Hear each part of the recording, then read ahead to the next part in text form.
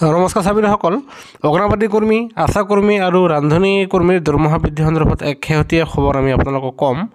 আৰু তাৰ আগতে আমি আন এটা খবৰ দিবলৈ ওলাইছোঁ, সেয়া হ'ল অষ্টম দৰমহা আয়োগৰ প্ৰতিবেদনৰ কাম কেতিয়া আৰম্ভ হ'ব আৰু লগতে এইবাৰ আপোনালোকৰ ফিটমেণ্ট ফেক্টৰ কিমান বৃদ্ধি পাব, আৰু যাৰ ফলত চৰকাৰী কৰ্মচাৰী পেঞ্চনাৰসকলে তেওঁলোকে যথেষ্ট পৰিমাণে দৰমহা আৰু পেঞ্চন বৃদ্ধিৰে উপকৃত হ'ব পাৰিব। হয় চাবিৰসকল, আপোনালোকে ঠিকেই শুনিছে। আৰু ইতিমধ্যে আপোনাৰ কৰ্মচাৰী পৰিষদৰ ফালৰ পৰা JCMৰ ফালৰ পৰা আপোনাৰ কেন্দ্ৰীয় চৰকাৰৰ সৈতে এক আলোচনাত মিলিত হৈ পুনৰ এটা দাবী জনায়, যিটো আমি আপোনালোকক ভিডিঅ'ৰ মাজেৰে সেয়া দেখুৱাইছোঁ, বহুকেইটা দাবী।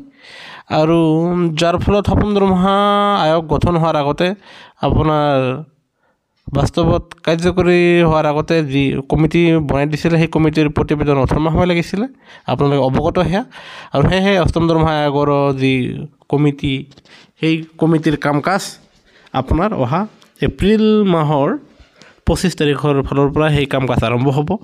আৰু সেই প্ৰতিবেদন তেওঁলোকে মূল্যবৃদ্ধিৰ লগত সংগতি ৰাখি দৈনন্দিন জীৱনত এজন মানুহৰ কিমান পৰিমাণে তেখেতৰ দৰমহা হোৱা উচিত, নিম্নতম পেঞ্চন কিমান হোৱা উচিত, সেয়া তেওঁলোকে নিৰূপণ কৰিব।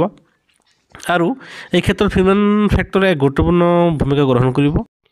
পূৰ্ব বিত্ত সচিবৰ মতে এইবাৰ ফিটমেণ্ট ফেক্টৰ আপোনাৰ 2.3 হোৱাৰ সম্ভাৱনা।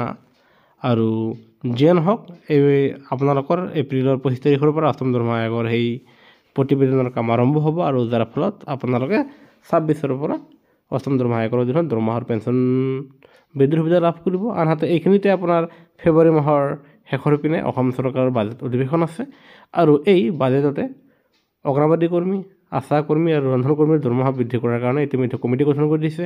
আৰু সেই কমিটিৰ দিহা পৰামৰ্শৰ ভিত্তিত আগন্তুক বাজেটত এইবাৰ আশা কৰ্মী, ৰন্ধন কৰ্মী আৰু অগ্ৰবাদী কৰ্মীসকলৰ তেখেতসকলৰ 5,000তকৈ বেছি পৰিমাণে দৰমহা বৃদ্ধি পাব বুলি বিশেষ সূত্ৰৰ খবৰ ভিত্তিত জনা গৈছে। সেয়েহে চৰকাৰী কৰ্মচাৰী লগতে পেঞ্চনাৰ, লগতে আশা কৰ্মী, ৰন্ধন কৰ্মী আৰু অগ্ৰবাদীৰ প্ৰতিটো শেহতীয়া খবৰ আমাৰ চেনেলত নিশ্চয় লাইক এটা দি শ্বেয়াৰ আৰু ছাবস্ক্ৰাইব কৰিবলৈ নাপাহৰিব।